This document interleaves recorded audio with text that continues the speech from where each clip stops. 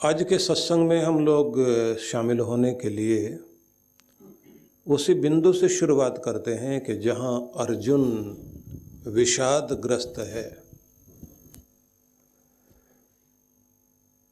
लेकिन जरा ये बात भी सोचने योग्य है,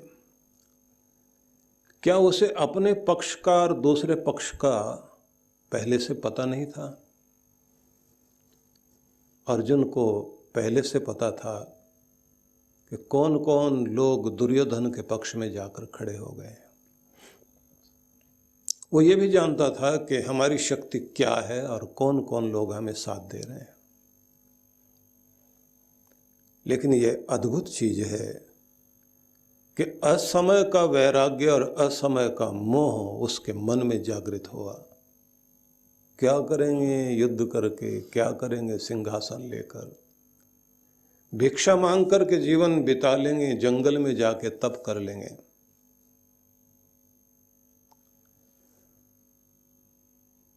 बहुत बार इस तरह की स्थितियां आती हैं और भले लोगों के मन में ये बात बहुत ज़्यादा आती है। जब वो बहुत ज़्यादा भाव विभोर हो जाएंगे या कह लीजिए कि बहुत इमोशनल हो जाते हैं, दूसरे ने गुस्सा दिला दिया, ये पड़ा तुम्हारा सब कुछ, मुझे नहीं चाहिए कुछ भी, ये रखी तुम्हारी धर्मशाला, सब तुम ही रख लो, मुझे कोई जरूरत नहीं है, मैं जैसे कैसे जाके गुजारा कर लूंगा, मैं निकल रहा हूं यहां से। और दूसरा व्यक्ति जो है वो शैतानियत लिए हुए अंदर ही अंदर हंसता रहता है कि बहुत अच्छी बात है, थोड़ा और जोश दिलाओ कि ये छोड़े और भागे।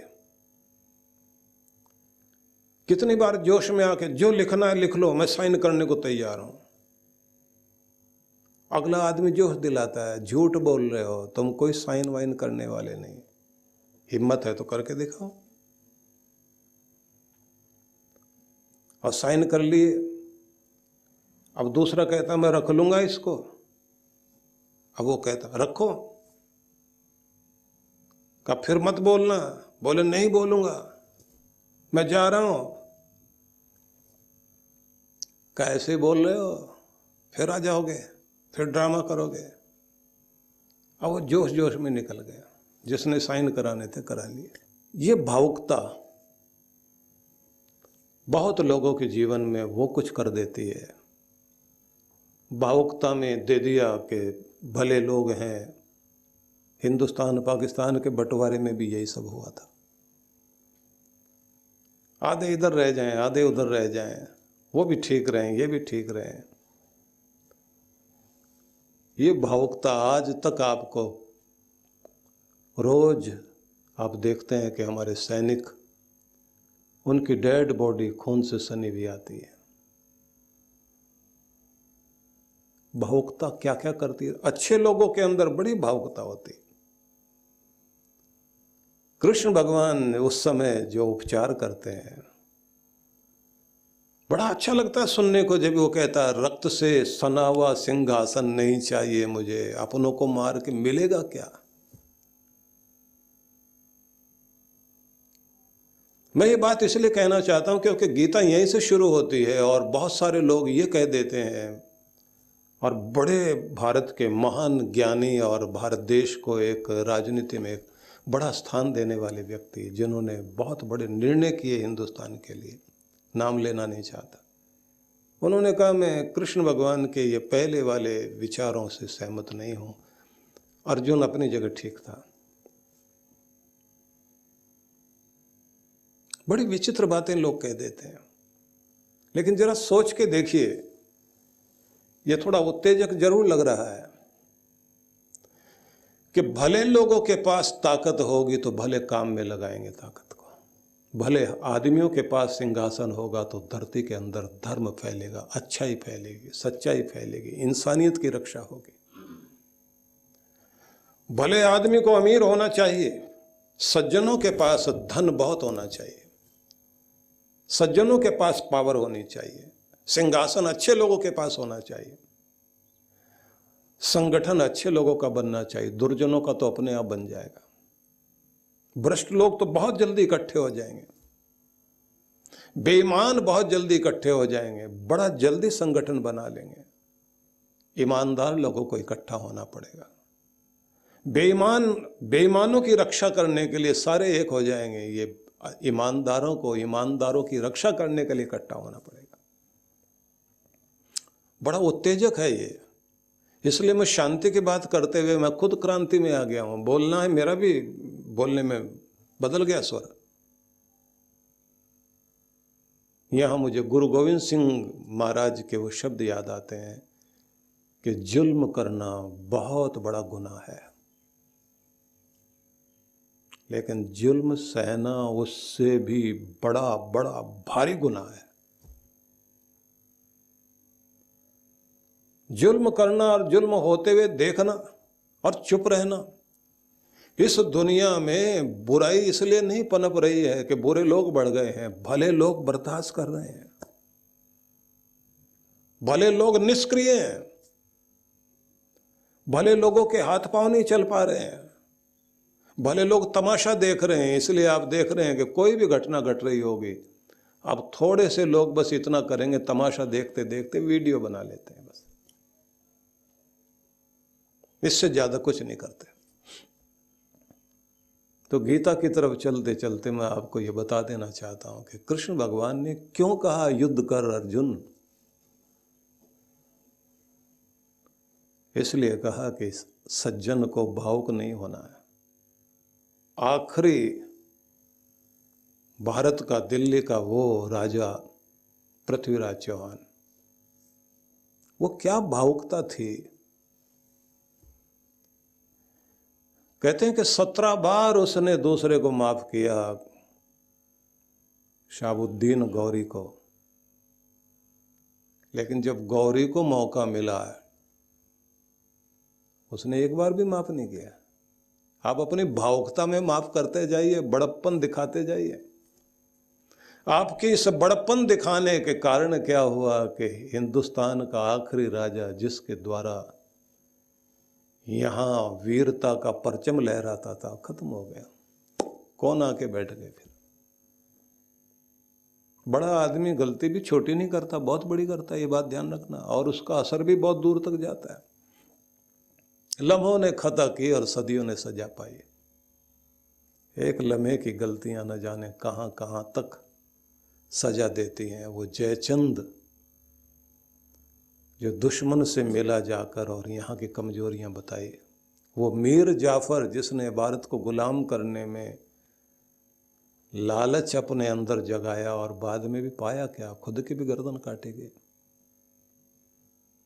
आप सोचेंगे प्रभात में सुबह सुबह में क्या बात ले बैठा। गीता ये शुरू होती है, ऐसे होती है। बहुत जरूरी है ये जानना आपको। जब आप अपने घर में सुख शांति चाहते हैं, पवित्रता चाहते हैं, तो झाड़ू लगाओगे धूल उड़ेगी, और आप कहेंगे धूल वूल नहीं उड़नी चाहिए। आप जो है वैक्यूम क्लीनर ले आइए, शोर तो वो भी करेगा। क्योंकि शांति लाने के लिए कुछ न कुछ क्रांति तो करनी पड़ेगी। अगर बीमारी हटानी है तो सर्जरी तो करनी पड़ेगी। बस ये कृष्ण का कमाल है कि कम से कम खून बहे और ज़्यादा से ज़्यादा बड़ा काम हो जाए कि व्यक्ति का रोग कट जाए। तो अर्जुन को पता है कि मेरे पक्ष में कौन है, दूसरे पक्ष में कौन है। उसको ये भी सब पता है कि उसके साथ, उसके अपनों के साथ क्या क्या हुआ।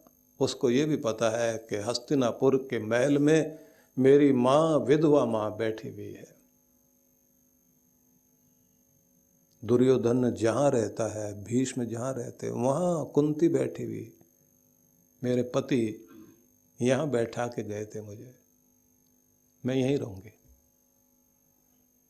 मेरे बच्चे दर दर की ठोकरें खा रहे हैं, जाएं जगह जगह, मैं यहीं बैठकर लड़ाई लड़ूंगी। मैं यहीं से बताऊंगी कि मैं यहाँ बैठी हूँ, मैं यहाँ की महारानी थी, मेरा हक छीना गया, मेरे बच्चों का, मेरे अपनों का हक छीना गया। वो बताना चाहती है वहां बैठकर।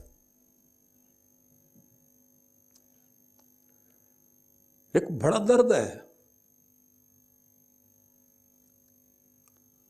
और ये लड़ाई ऐसा एक व्यक्ति जिसके ऊपर सब उम्मीदें, आप जरा सोच के देखिए, हस्तिनापुर में समझौता कराने के लिए आखिरी बार कोशिश करने के लिए कृष्ण गए हैं, और क्या उस समय घटना घटी। उस दिन का वर्णन व्यास ऋषि ने लिखा है कि वो सुबह अद्भुत थी जब कृष्ण सवेरे यज्ञ करके सबको दान पुण्य करके और रथ में बैठने के लिए तैयार हो रहे हैं।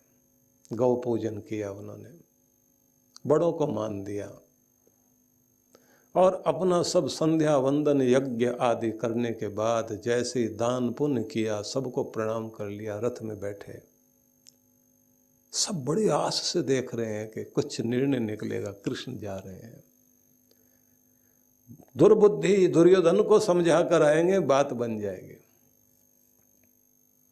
और कमाल तो ये कि वर्णन इस तरह से उन्होंने किया, मैं वो सारा इस समय नहीं सुनाऊंगा क्योंकि थोड़े से समय में आपको बहुत कुछ कहना मैंने,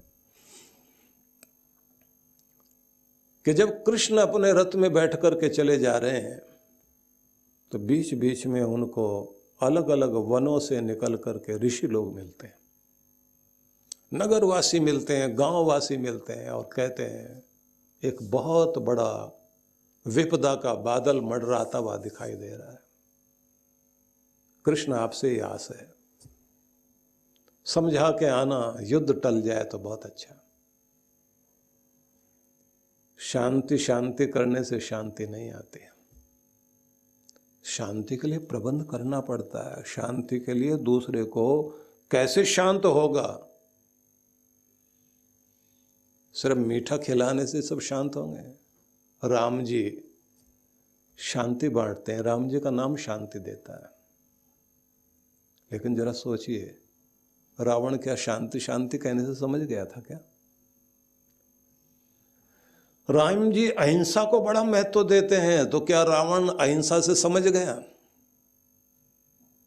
राम जी मर्यादा में बोलते हैं, मधुर बोलते हैं और उनके चेहरे पर शांति और मुस्कान हमेशा रहती है, लेकिन क्या मुस्कान से और मधुरता से रावण मान गया?